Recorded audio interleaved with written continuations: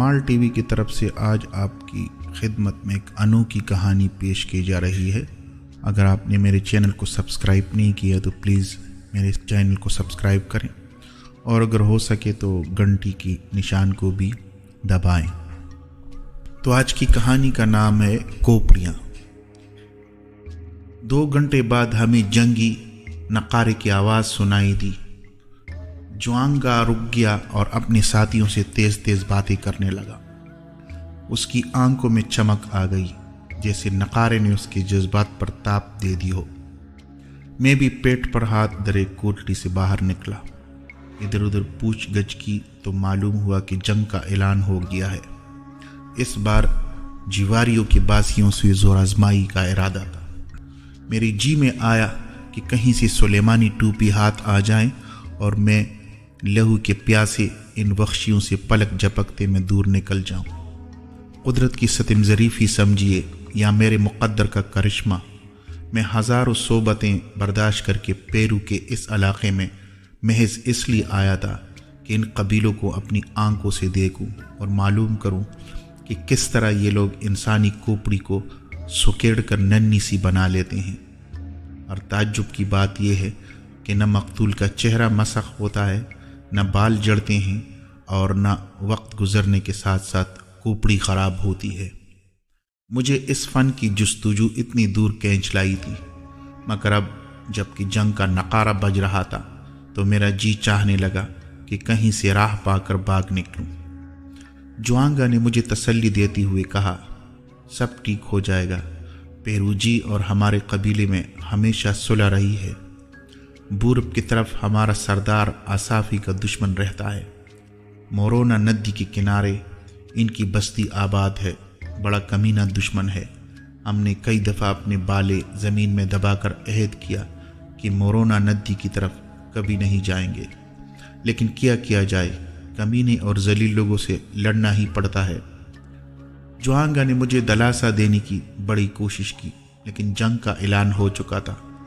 ہر گھر سے جنگجو بہادر نکل کر آ رہے تھے۔ جب وہ بالے، رسے اور چاقو لے کر بستی کے چوک میں جمع ہو گئے تو میں بھی دبکتا ہوا اپنی جھونپڑی سے باہر آ گیا۔ قبیلے کی عورتیں اور مرد میری طرف مشکوک نظروں سے دیکھ رہے تھے۔ میں جوانگا کے قریب کھڑا ہو گیا تھا۔ موت کو اتنا قریب منڈلاتے دیکھ کر مجھ میں دلیری پیدا ہو گئی۔ جوانگا نے میرے کندھے پر ہاتھ رکھ کر قبیلے کے لوگوں سے کہا، بھائیو، تمہیں مجھ پر اعتماد ہے تو اس پر بھی اعتماد کرو۔ جو آدمی اس پر وار کرنا چاہے اسے پہلے بالا میرے سینے کے پار کرنا ہوگا، تاکہ میں محسن کش نہ کہلاؤں۔ جواریوں کی بستی میں 25 مشتعل جوان ہراساں اور جنگ کے نشے میں بدمست دوڑے پھر رہے تھے۔ میں نے اندازہ لگایا کہ وہ سب نشے میں دھت تھے۔ جنگ سے پہلے یہاں کا دستور ہے کہ بہادر جنگ جونکڑوں شراب پیتے ہیں، اور سپسالار کا طریقہ یہ ہے کہ وہ اتنی مقدار میں شراب ڈھکار جاتا ہے کہ اسے دنیا و مافیا کی خبر تک نہیں رہتی۔ پھر اس پر روحوں کا نزول ہوتا ہے، جن کی وجہ سے اسے علم ہو جاتا ہے کہ جیت کس کی ہوگی۔ نشے میں دھت مختلف رنگوں سے لتڑے ہوئے جسموں پر طرح طرح کے نقش و نگار بنائے گئے۔ بہادر اس بات کا چرچا کر رہے تھے کہ جیت ان کی ہوگی۔ فتح مندی کے نعرے ابھی سے گونجنے لگے تھے۔ میں ان دنوں پیٹ کی خرابی کے باعث بڑا کمزور ہو گیا تھا۔ جنگ کا اعلان ہوا تو جوانگا میرے پاس ایک کٹورا لے کے آیا۔ اس میں سے نہایت خوشبودار بھاپ نکل رہی تھی۔ میں نے جی میں سوچا کہ موت سے بچنا تو ناممکن ہے، کیوں نہ یہ کٹورا حلق میں انڈیل کر ایک دوست کو خوش کرتا جاؤں۔ چنانچہ میں نے جوانگا کے ہاتھ سے کٹورا لے لیا اور ایک ایک گھونٹ پینے لگا۔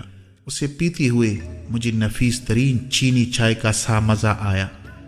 میں حیران تھا کہ اس دوا کو پیتی ہی پیٹ کی تکلیف فوراً رفع ہو گئی، اور پھر کبھی مجھے اس بیماری سے سابقہ نہ پڑا۔ وہ رات عجیب مصیبت میں گزری۔ جھونپڑی کے قریب عورتیں اور بچے شور مچاتے، رزمیہ گیت گاتے اور چیختے چلاتے گزر رہے تھے۔ آدھی رات کو جب شور ناقابل برداشت ہو گیا اور طبل کی آواز بہت بلند ہو گئی تو میں جھونپڑی سے نکلا۔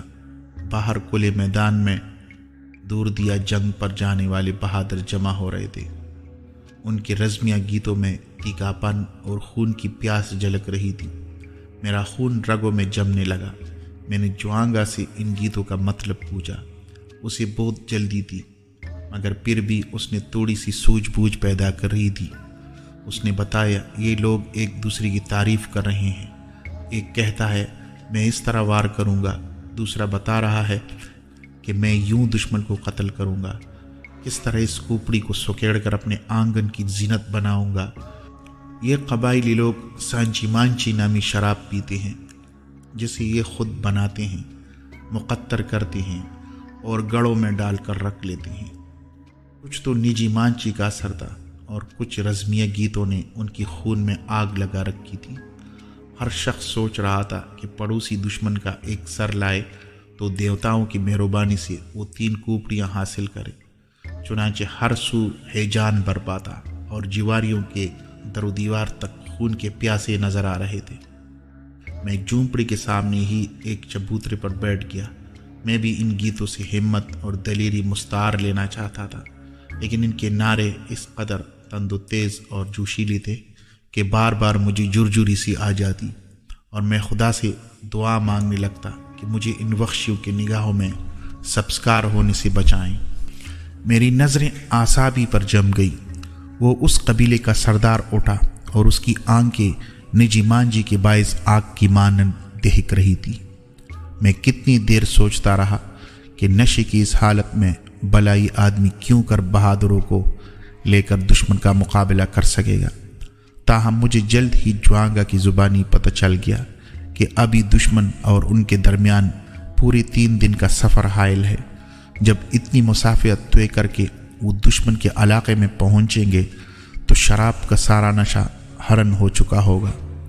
میں نے اس جنگ کی وجہ پوچھی، لیکن وہ کوئی خاص وجہ نہ بتا سکا۔ وجہ ہوتی تو بتاتا۔ بہت دیر کے بعد مجھے پتہ چلا کہ ان قبائلی جنگجو کا کبھی کوئی دیر پا نتیجہ نہیں نکلتا، سوائے ان کے دشمن کے کہ کتنی کھوپڑیاں ہاتھ آتی ہیں اور مال غنیمت کے طور پر غنیم کی کتنی جواں عورتیں ہنکا کر لائی جاتی ہیں۔ کجروم کوچ کا نقارہ بجا اور بہادر جنگجو دھارے پر روانہ ہونے کے لیے تیار ہوئے۔ اس وقت میں نے دیکھا کہ 12 عورتیں بھی ساتھ چلنے کے لیے تھیں۔ انہوں نے کمر سے کھجور کی ٹوکریاں باندھ رکھی تھیں، جن میں نجی مانچی اور خوردونوش کا دوسرا سامان بھرا ہوا تھا۔ 4 نوعمر لڑکے بھی اپنے رضا سے جنگ میں شریک ہونے کے لیے جا رہے تھے۔ طبل کی آواز جوں جوں بلند ہوتی گئی، مرد، عورتیں اور بچے گھروں سے نکلنے لگے۔ سب سے آخر میں آساپی نکلا۔ اس کے آتے ہی بستی پر ہر سو موت کا سا سناٹا چھا گیا۔ آخری جھونپڑی کے باہر چارپائی پر ایک نہایت ضعیف العمر آدمی بیٹھا سر ہلا رہا تھا۔ اس کا چہرہ دیکھ کر محسوس ہوتا تھا جیسے وہ ان دنوں کو یاد کر رہا ہے جب وہ بھی ایسی جنگوں میں پورے جوش و خروش سے حصہ لیا کرتا تھا۔ پورے 3 دن سفر میں کٹے۔ گاٹیاں، ندیاں، پہاڑ اور وادیاں میلوں میں پھیلی ہوئی تھیں۔ اس علاقے میں کیفیت یہ تھی کہ دن کو بھی شب کا سما رہتا۔ تیسری رات خدا خدا کر کے ہم دشمن کی بستی کی قریب جا پہنچے۔ اس علاقے میں غنیم نے جا بجا خفیہ پندے گاڑ رکھے تھے۔ ہم ان پندوں سے بچتے بچاتے پونک پونک کر قدم رکھتے آگے بڑھتے چلے گئے۔ پھر یک دم ایک طرف سے کتوں کی بھونکنے کی آوازیں آنے لگی۔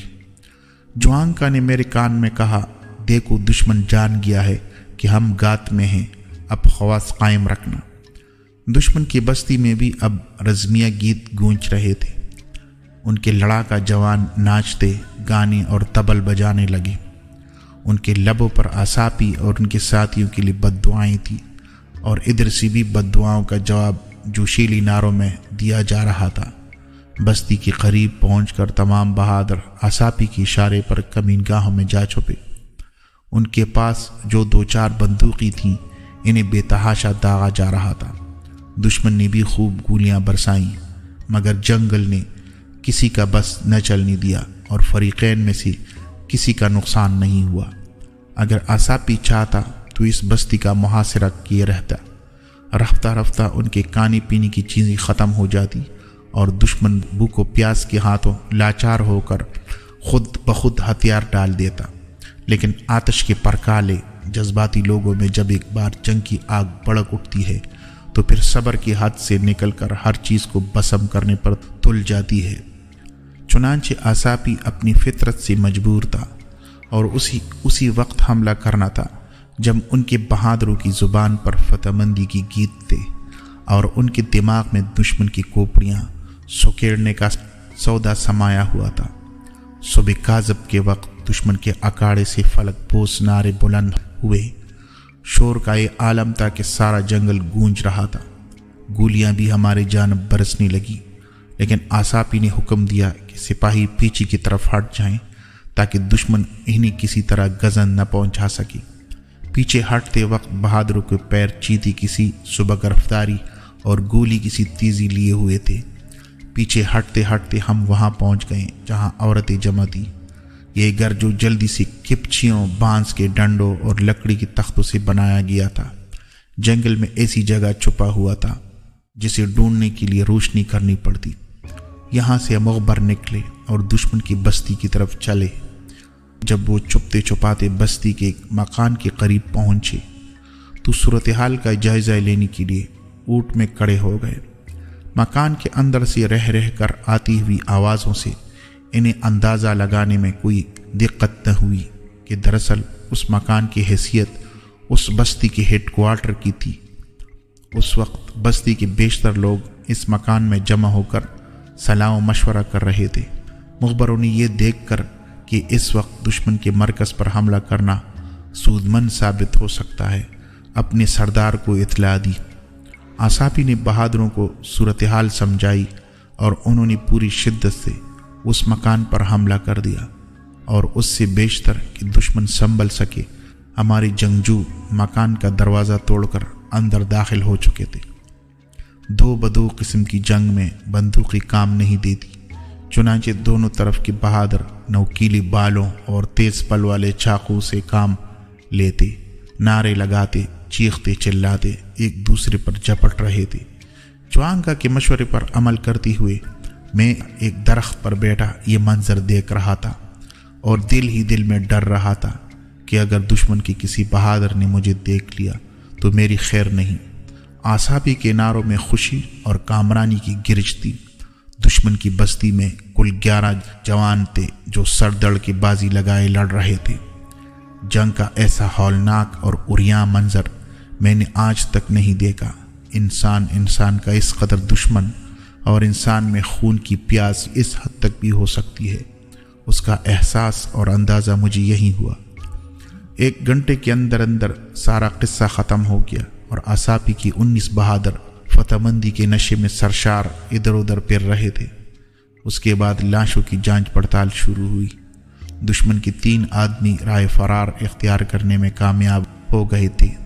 اپنے آدمیوں میں سے 5 کی لاشیں شناخت ہوئیں، ان کے سر نہ اتارے گئے، جبکہ دشمن کے تمام جوانوں کے سر دڑ سے الگ کر دیے گئے۔ یہ اس جنگ کا سب سے مہنگا معاوضہ تھا۔ اس کام سے فارغ ہو کر قیدی عورتوں کا جائزہ لیا گیا۔ جوان سال عورتیں مال غنیمت تھیں، لہٰذا انہیں ہنکا کر مویشیوں کی طرح آگے دھکیل دیا گیا۔ کٹے ہوئے سر فاتح بہادروں کے لیے قابل فخر تمغوں سے کم نہ تھے۔ اب کھجور کی ڈالیاں لے کر پتے اتار دیے گئے۔ یہ باریک شاخیں کٹے ہوئے سروں کے منہ سے نکال کر گردن کی چید میں پرو دی گئیں۔ اب خاموشی سے ادھر ادھر دیکھ کر ہم نے واپسی کا قصد کیا۔ ہمیں ہر لمحہ اس بات کا خدشہ تھا کہ کہیں دشمن نئی کمک لے کر گات میں نہ بیٹھا ہو۔ پونک پونک کر قدم دھرتے ہم اس جگہ پہنچے جہاں ہماری عورتیں دبکی بیٹھی تھیں۔ پورا 1 دن ہم کہیں رکے بغیر اپنی بستی کی طرف چلتے رہے۔ ہر لمحہ غنیم کے حملے کا خدشہ تھا۔ اس کے علاوہ دوسری مصیبت یہ تھی کہ جنگل اتنا گھنا تھا کہ سوائے آساپی اور جوانگا کے کوئی شخص راہ سے واقف نہ تھا۔ اس لیے عافیت اسی میں سمجھی گئی کہ جتنی جلدی ہو سکے دشمن کے علاقے سے دور نکل چلے۔ دوسرے دن ایک ندی کے کنارے جہاں دور دور تک ریت پر چھوٹے چھوٹے گول پتھر بکھرے ہوئے تھے، ہم نے کیمپ لگایا۔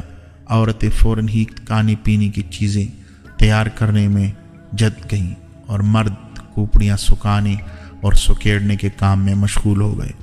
میں آساپی کے پاس ریت پر بیٹھ گیا क्योंकि मुझे पता चला था कि वो इस फन का सबसे बड़ा माहिर है। आसाफी ने बंदर की काल के बटुए में से बांस की एक छुरी निकाली और दुश्मन की खोपड़ी को अपने जानों पर टिका लिया। ये दुश्मन के जादू टोने के माहिर आमिल का सर था। ये आमिल अपनी ज़िंदगी में कबीले के बुज़ुर्गों और देवी देवताओं की रूहों को बुलाकर अपनी बरादरी के तमाम दुखों का इलाज किया करता था। आसाफी ने बांस की छुरी से बड़ी एहतियात के साथ सर की जिल्द को गद्दी की जानिब से काट कर दरमियान तक पहुंचाने के बाद इसी अमल से चेहरे की जिल्द पलट दी, बिल्कुल इसी तरह जैसे तकिए का गिलाफ पलटा जाता है। जब चेहरे की जिल्द उलट चुकी तो उसने अंदर की तरफ से पल के दागे से सी कर दोबारा मुंह पर काल चढ़ा दी। अब मुंह को बंद करने के लिए उसने अपना बटुआ निकाला। उसमें से मजबूत लकड़ी की बनी हुई 3 छोटी छोटी कपचियाँ निकाली। उन पर उसने किसी दरख्त की चाल से हासिल किया हुआ मन के रेशे से मुशाबा धागा सा चढ़ाने के बाद कपचियों से मुंह बंद कर दिया और ऊपर से वो रेशा लपेट दिया ताकि फिर न खुल सके। फिर उसने बर्तन में नदी से पानी लिया और बर्तन को पानी समेत आग पर चढ़ा दिया। जब पानी खौलने लगा तो उसने खोखली हड्डी से बनाई हुई एक छोटी सी बोतल में से अर्क के चंद कतरे पानी में टिपका दिए। मेरी दरियाफ्त करने पर उसने बताया कि ये किसी जंगली बैल का पानी था। उसके चंद कतरे पानी में मिलाने से कुछ ऐसी तासीर पैदा हो जाती है कि अगर बालों वाली खोपड़ी इस पानी में डाल दिया जाए तो उसके बाल कभी नहीं जड़ते। पानी में चंद कतरे डालने के फौरन बाद आसाफी ने खोपड़ी को बालों से पकड़कर बर्तन में डाल दिया। खोपड़ी को तो उसने पानी में पकने के लिए छोड़ा और ख़ुद मुझे साथ लेकर पत्थरों की तलाश में चल पड़ा। काम के पत्थर तलाश करना कुछ आसान न था क्योंकि कबीले के बाकी जवान भी इस किस्म के पत्थरों की तलाश में थे। उस काम के लिए साथ आए हुए नाउमर लड़के बहुत कारामद साबित हुए, जो कि वो सरदार की खुशनुदी हासिल करना चाहते थे। इसलिए उन्होंने बहुत जल्द हमें ऐसे गोल और शफाफ पत्थर जमा कर दिए जिनकी आसाफी को ज़रूरत थी। इन पत्थरों को आसाफी ने आग में दबा दिया ताकि वो खूब तप जाएं। फिर उसने बालों से पकड़कर खोपड़ी बाहर निकाली, जिसे देखकर मारे ताज्जुब के मेरा मुंह कुले का कुला रह गया। खोपड़ी पहले से बहुत छोटी हो गई थी, लेकिन उस पर उगे हुए बाल जो कि तू अपनी जगह पर मौजूद थे। करीबन 2 घंटे तक खोलते हुए पानी में पक पक कर खोपड़ी पहले से 1/3 रह गई। आसाफी इसको पकड़कर हवा में इधर उधर झटकने लगा ताकि खुश्क हो जाए और उसके अंदर जो पानी चला गया है वो भी खारिज हो जाए। उस वक्त खोपड़ी के नक़ूश बड़ी हद तक मसह हो चुके थे और जिल की रंगत गहरी जर्द पड़ चुकी थी। जब मैंने ये बात आसाफी को बताई तो उसने हंस कर जवाब दिया, तुम देखते जाओ, अभी सूरत भी असली हो जाएगी और रंगत भी लौट आएगी। खोपड़ी को बाएं हाथ में पकड़कर उसने उस जगह कई छेद कर दिए जहां से पहले उसने चीरा था। अब उसने आग में से एक ऐसा गोल पत्थर ढूंढकर बाहर निकाला जो तप कर सुर्ख हो गया था। उसे एक चमटे से उठाकर खोपड़ी के गले में पंसाया और आहिस्ता आहिस्ता उसे आगे धकेलने लगा। जैसे ही पत्थर सर की जानब गया, खोपड़ी में से सूं सूं की आवाज़ और गोश्त जलने की बू आने लगी और अंदर से बाप निकली। आसाफी ने खोपड़ी को दोनों हाथों से पकड़कर ज़ोर ज़ोर से हिलाया तो पत्थर खोपड़ी में बजने लगा। मैंने पूछा, इसका फ़ायदा? अगर उसके अंदर गोश्त बाकी हुआ तो जल जाएगी और खोपड़ी कभी ख़राब नहीं होगी, आसाफी ने जवाब दिया। जब सड़ने की बू कुछ कम हुई तो उसने पत्थर को हौले हौले बाहर निकाला और इस मर्तबा पहले से भी छोटा पत्थर अंदर दाखिल कर दिया, क्योंकि अब सर का हुजम पहले से भी बहुत कम रह गया था। खूब अच्छी तरह तसल्ली करने पर कि खोपड़ी के अंदर गोश्त की आलाइश ख़त्म हो गई होगी, आसाफी ने एक ठंडा गोल पत्थर लिया और चेहरे के तमाम नक़ूश जो उबलने की वजह से बुरी तरह मसह हो चुके थे, इसी पत्थर की मदद से एक चाबकदस्त मुजस्सिम सास की मानंद दुरुस्त करना शुरू किया। थोड़ी देर बाद ये देखकर मैं हैरान रह गया कि वही नाक जो लम्हा भर पहले चेहरे के साथ मिल चुकी थी अब अपनी सही मकाम पर उभरी हुई नज़र आ रही थी। اس کے بعد آساپی نے گرم گرم ریت لے کر کھوپڑی کے اندر ڈالی۔ اس عمل سے کھوپڑی اور بھی سکڑ گئی اور گوشت کا شائبہ بھی نہ رہا۔ اب سردار نے اپنا بالا زمین میں گاڑا، آگ بجھائی اور دھوئیں کے اوپر اس سر کو بالے سے لٹکا دیا۔ عین کھوپڑی کے اوپر ایک چھید کیا گیا اور اس میں سے درخت کی چال پرو کر اس کا سرا گلے کی سوراخ میں سے نکالا اور اس کو بالے سے باندھ دیا۔ اب وہ کھوپڑی بالے سے بندی ڈال کی مانند لٹکتی نظر آ رہی تھی، یا اس شیلڈ کی طرح جسے کھلاڑی جیت کر لائے ہوں اور اسے نمائش کے لیے ایک لکڑی سے لٹکا دیا ہو۔ اس کام سے فارغ ہو کر آساپی نہایت خاموشی سے زمین پر لیٹ گیا، جیسے لہو کی پیاس بجھ گئی ہو، اور اب وہ آنکھیں بند کیے سوچ رہا ہو کہ آخر اس سارے ہنگامے، قتل و غارت اور تباہی اور بربادی کا کیا فائدہ؟ اس ساری محنت کا حاصل کیا ہے؟ میں نے سنا ہے کہ اس قسم کی جنگوں سے زندہ واپس آنے پر جنگجو سورما کئی مہینے برت رکھتے ہیں، پھر مسلسل 3-4 دن تک سارا قبیلہ شاندار جشن مناتا ہے، اور پھر کسی دوسرے قبیلے سے جنگ کی تیاری ہونے لگتی ہے۔ لیکن میرے لیے یہی ایک جنگ کافی تھی، اس لیے میں نے کسی سے اجازت لینی بھی ضروری نہ سمجھی، اور میں اسی رات کو وہاں سے بھاگ نکلا، کیونکہ مجھے اپنی کھوپڑی بہت عزیز تھی۔